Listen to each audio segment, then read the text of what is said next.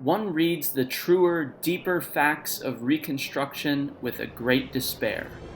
It is at once so simple and human, and yet so futile. W.E.B. Du Bois. Oh, hi. Mr. Lahasky here, and today we'll be looking at the Southern response to federal Reconstruction policy. Between 1865 and 1868, radical Republicans in Congress tussled with Andrew Johnson over the course of Reconstruction. Johnson favored an extraordinarily lenient plan that empowered traditional Southern leaders and racial structure. But Congress wanted to clamp down on the South and attempt to reform its centuries-old traditions.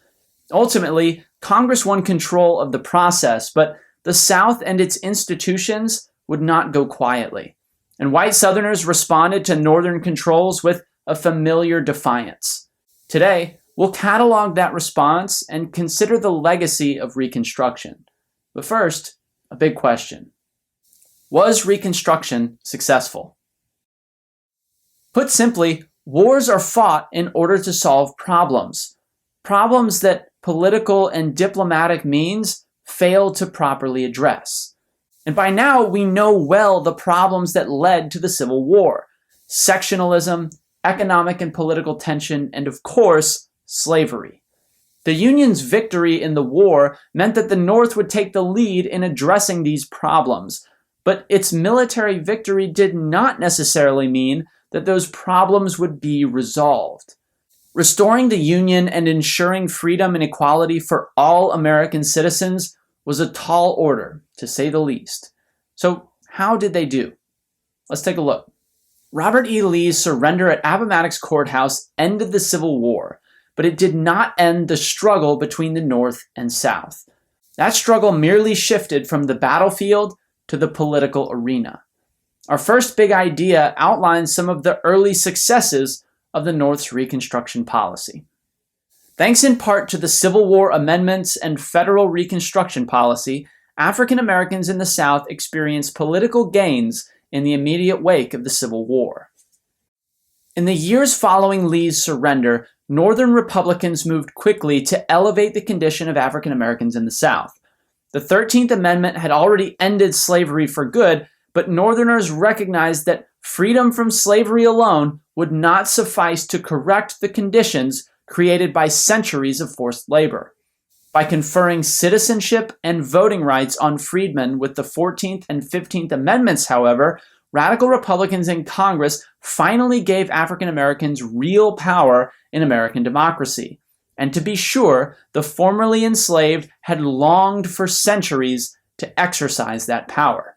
During the early stages of military Reconstruction in the South, African Americans were able to vote for the first time, and they did so in large number. With the addition of blacks to Southern voter rolls, Republican candidates suddenly became competitive in the South. The Republicans, after all, were the party of Abraham Lincoln and the party of emancipation, so they enjoyed the support of most African Americans. The 1868 election demonstrates the extent of African Americans' voting power. Republican presidential candidate Ulysses S. Grant managed to win more than half of the former Confederate states, thanks in large part to the black vote. And African American candidates won elections as well. In 1868, African Americans in South Carolina achieved a majority in their state's legislature. 2 years later, Hiram Revels of Mississippi became the United States' first black senator, filling the seat formerly held by Confederate President Jefferson Davis. Sadly, however, this increase in Democratic participation in the South was short-lived because it was met with a response that was coordinated and devastating. This is our second big idea. In an attempt to restore the antebellum social structure, white Southerners employed a variety of methods to limit the freedoms of African Americans in the South, and did so to great effect. So, in order to truly understand white Southerners' response to Reconstruction, we need to recall the fundamental order of Southern society before the war. Remember, Southern society had always been vertically stratified, and rigidly so. At the top of Southern society were the white, slaveholding plantation owners. This class controlled most of the South's wealth and also the political power. On the next rung of the Southern ladder were the non-slaveholding whites, who by virtue of their race alone enjoyed freedoms and privileges not extended to the non-white population. Below these white folks, we find free African Americans, who did exist in the South, but who endured harsh discrimination and other hardships. And at the bottom of the Southern social ladder were the enslaved. The thing to make note of here is that everyone's position in Southern society was a function of their relationship to the institution of slavery. Slavery held this system together. When slavery was removed from the equation after the Civil War, the entire social structure of the South faced collapse. Of course, the classes with the most to lose here were white people, whose status at the top of the pyramid was threatened by the end of slavery. The success of Republican candidates and the election of black politicians further awakened white Southerners to the rapidly changing social landscape. So throughout the 1860s, 1870s, and beyond, white Southerners attempted to recreate the antebellum social structure. And the most effective way to reassert themselves at the top of Southern society was to limit the newly found freedoms of African Americans. One way they accomplished this was by limiting economic freedom. In this endeavor, white Southerners had help from the President of the United States. Between 1865 and 1868, President Andrew Johnson revoked wartime military orders that would have provided land and an economic foundation to freedmen in the South. He also awarded full pardons to most of the South's wealthy plantation owners, restoring their property rights and blocking future efforts to redistribute land to African Americans. This left the freed persons in a dire economic situation. Many had agricultural skills, but they had no homes, no land, and no money to purchase either. Southern banks refused to lend to black people, and banks set up by the Freedmen's Bureau had no authority to issue loans. This left many African Americans with little choice but to go back to work for their former owners in an arrangement known as sharecropping. Through sharecropping, African Americans lived and worked on a plantation in exchange for a small portion of the crop that they cultivated. Proceeds from their share of the harvest were then used to pay rent to the white plantation owner. But because the landowner controlled the rent prices, they were able to manipulate the arrangement and ensure that the sharecropper remained perpetually in debt to the owner. Not only did this continue the cycle of poverty in the African American community, it was soon followed by laws that restricted sharecroppers' rights and even limited their ability to ever leave the plantation until their debt was settled. In essence, sharecropping was slavery by another name. Listen to this description of the institution by U.W. Clemens, whose grandparents were sharecroppers in Mississippi. Talk to me some about grandmom and granddad being on the plantation. I mean, what kind of did they tell you stories about that or that experience? Well, I did not know my grandfather, and my grandmother died when I was 3 years old.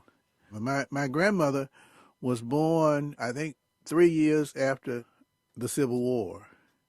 And she, like the other blacks who lived in Noxubee County, basically remained on the plantations of the white plantation owners. Pretty much worked as their parents had done as slaves. It was a new form of slavery called sharecropping, in which they rented, in a sense, land from the plantation. The plantation had its commissary, and so they bought items of food, clothing, and seeds from the plantation. They grew a crop of cotton, and at harvest time, they'd have to settle up with the plantation owner, and they always ended up owing the owner. and it was forbidden for them to leave the plantation while they still owed the owner various monies. Of course, it was highway robbery. It was against the federal Constitution, but it was Mississippi. So that was the system in which my grandparents and parents grew up. Brutal though it was, sharecropping wasn't the only way African Americans' economic freedom was limited. Local and state governments throughout the South passed new laws known as black codes, which further limited economic opportunity for African Americans. Black codes ensured that sharecroppers could not escape their arrangement or even move freely in town without the permission of the plantation owner. Other black codes forbade black ownership of land altogether. Among the most shocking of the black codes were vagrancy laws, which criminalized unemployment. And the real kicker, the penalty for violating these laws and other equally absurd measures was forced labor. African Americans were literally auctioned off to the highest bidder, for whom they would have to work and obey until the end of their sentence. Okay, so wait a second. The 13th Amendment outlawed slavery, so how could they get away with this? Well, if we look at the text of the amendment, we can see exactly what the white Southerners were up to. Neither slavery nor involuntary servitude, except as punishment for a crime, shall be permitted within the United States. Local leaders knew that slavery could not exist as it used to, so they invented crimes that black people would be more likely to commit.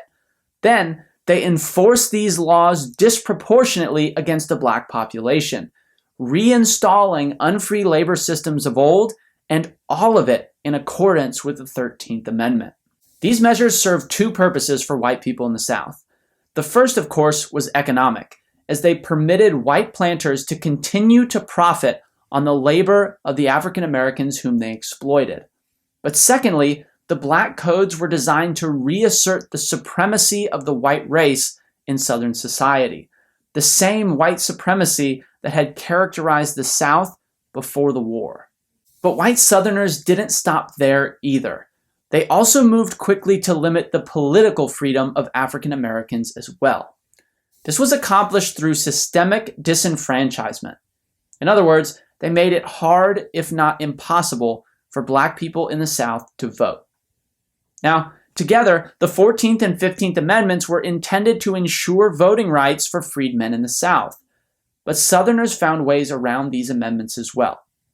The most common legal tools for the disenfranchisement of African Americans were poll taxes and literacy tests.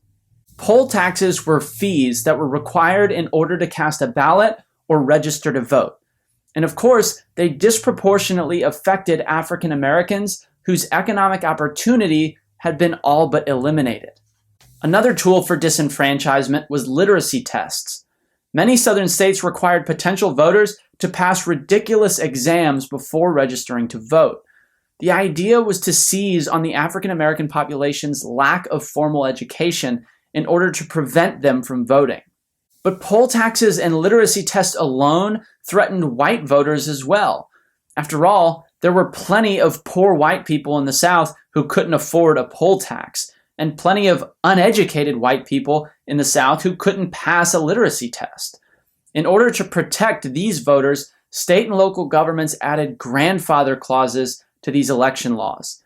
The clauses held that if a citizen's grandfather could vote, that citizen was exempt from the requirement. Of course, this meant that only the descendants of slaves were subject to the poll taxes and literacy tests. White Southerners were exempt. These measures limited the black vote with surgical precision. But Southern efforts to disenfranchise African Americans didn't stop there. Whites in the South also turned to violent methods. In addition to the legal barriers to voting, violence and intimidation was widely used to keep African Americans away from the polls. The Ku Klux Klan, an organization dedicated to anonymous violence against freedmen, was founded primarily for this reason.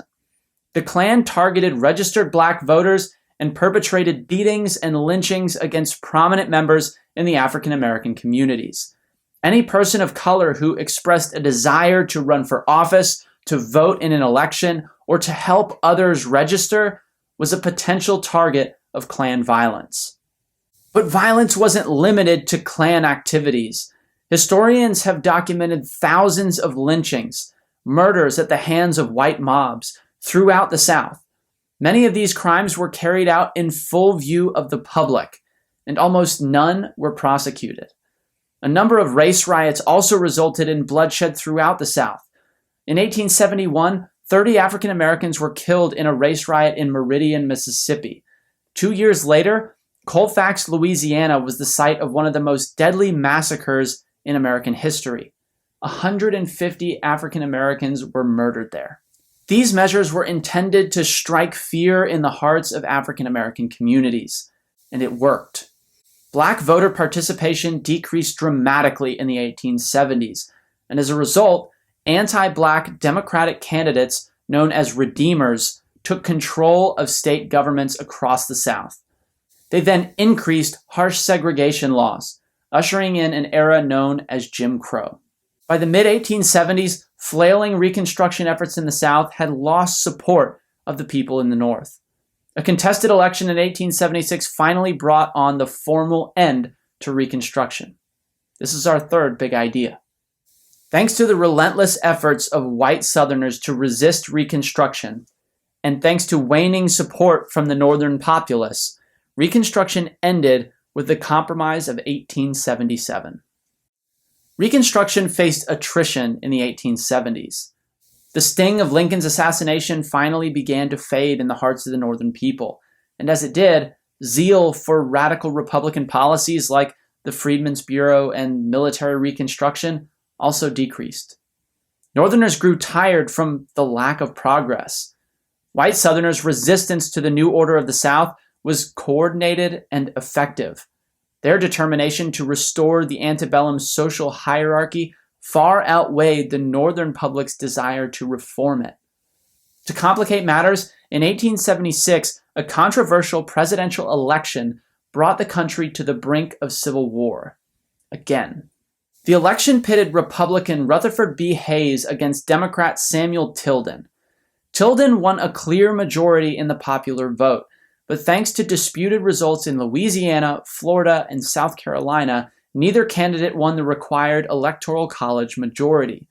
So the election was sent to the House of Representatives, where Southern Democrats struck a deal with Republican leadership. The bargain of 1877 held that the disputed states would go to the Republican, overturning the popular vote and handing the presidency to Hayes. In return, the new administration promised to withdraw U.S. troops from the South and end military Reconstruction. After 1877, Redeemer governments in the South were free to ratchet up their discriminatory policies with little fear of interference. So, back to today's big question. Was Reconstruction successful in solving the problems that led to the Civil War? On one hand, the Union was preserved and the question of nullification and secession were finally settled. And the legacy of the Reconstruction Amendments cannot be overstated. Those constitutional amendments formed the legal basis for the civil rights movement of the 1950s, 60s, and 70s. The 14th Amendment, for example, aided in the eventual dismantling of segregation in schools and other public places. It helped to overturn restrictive laws against interracial marriage and even formed the basis for a landmark Supreme Court case on reproductive rights. The 15th Amendment eventually helped to strike down measures designed to disenfranchise the black population and inspired further amendments intended to protect voting rights. On the other hand, while none of this could have been possible without these amendments, it was a full century before the amendments were effectively enforced. Furthermore, the failure to provide an economic foundation for newly freed people in the South trapped them in a familiar cycle of poverty and oppression, one which has had devastating effects to the African American population that endure to this day. The violence and intimidation that plagued Southern society also went largely unchecked for decades. And Reconstruction didn't end because the mission was accomplished. It ended the same way that the Civil War started, with a compromise that placated sectional tension in the short term, but failed to address systemic problems facing the nation. American historian James McPherson called the Civil War the Second American Revolution because it clarified that the founding ideals of freedom and equality were intended for all Americans. This is why it remains important to keep an eye to the dark history of Reconstruction and inequality in the United States, because only by continuing to work towards those founding ideals might we one day achieve them. Next time, we'll take a look at the post-Reconstruction South and turn our attention to the vast American West. See you then.